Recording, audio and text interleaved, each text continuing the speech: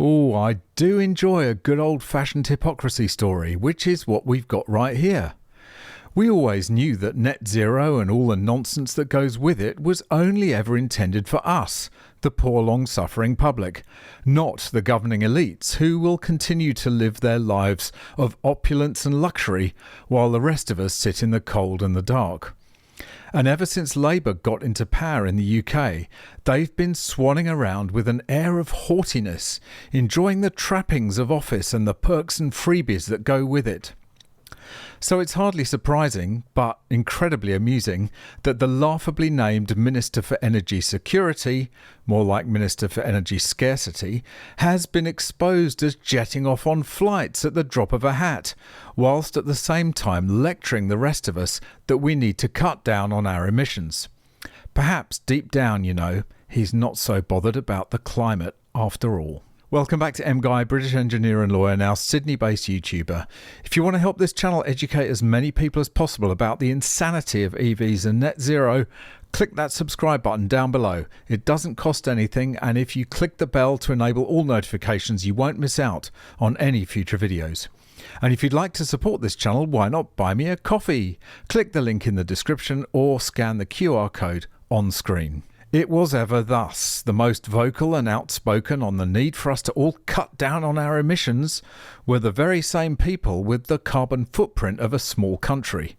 You only have to look at the rows of private jets parked up when there's a climate conference on somewhere to realise that this is all about control of the little people like you and me. These climate warriors have no intention of complying with the same rules they impose on us. And so Ross Clark does a brilliant job of deconstructing Ed Miliband's climate-destroying carbon footprint. Labour's net zero crusader Ed Miliband has a carbon footprint 12 times higher than the average Briton. To listen to Ed Miliband, you might well come to the conclusion that he wasn't terribly keen on air travel, considering it a threat to the Earth's climate and indeed the entire human race. Any aviation expansion will only be able to go ahead if it is consistent with our carbon budgets, he said earlier this year when the government revisited the idea of constructing a third runway at Heathrow. In February, when the government's Climate Change Committee proposed that air travel be discouraged through a frequent flyer tax, an increase in air passenger duty and a reduction in the number of domestic flights, he declined to rule out any of these measures, saying, "We owe it to future generations to tackle the existential climate crisis." But just like the celebrities who preach to the rest of us about climate change as they flit around the globe in their private jets, with Miliband it appears to be a case of do as I say, not as I do.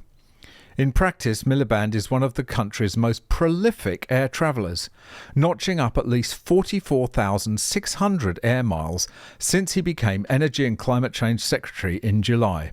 That is the equivalent of more than 12 return flights to Tenerife.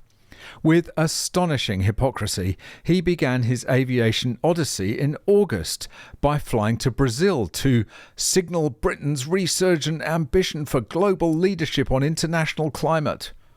This is how his trip was justified in a document published by the Department for Energy Security and Net Zero. His trip took in the capital Brasilia and the northern cities of Fortaleza and Belém. If he travelled business class, he would have been responsible for 19.7 tonnes of carbon dioxide for this excursion alone, according to the carbon calculator on the website myclimate.org. That is 4 times the average annual carbon emissions per capita for the UK population.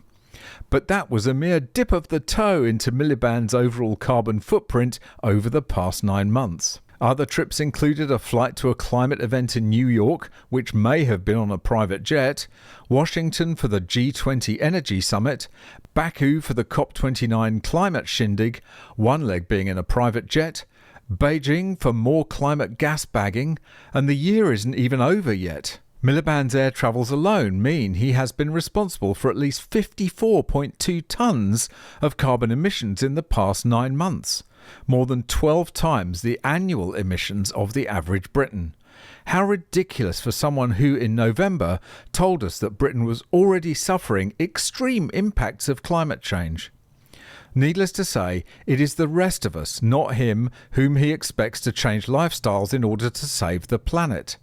He wants us to ditch our gas boilers and buy expensive heat pumps, Miliband does at least have one of these, and to ditch our petrol and diesel cars for pricey electric models and a lifetime of range anxiety.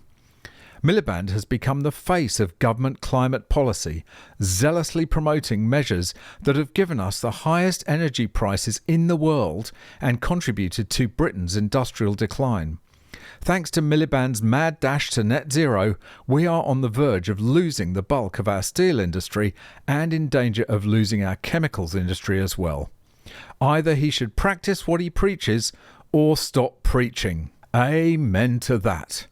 And you can read the whole article at the link in the description, it's well worth it.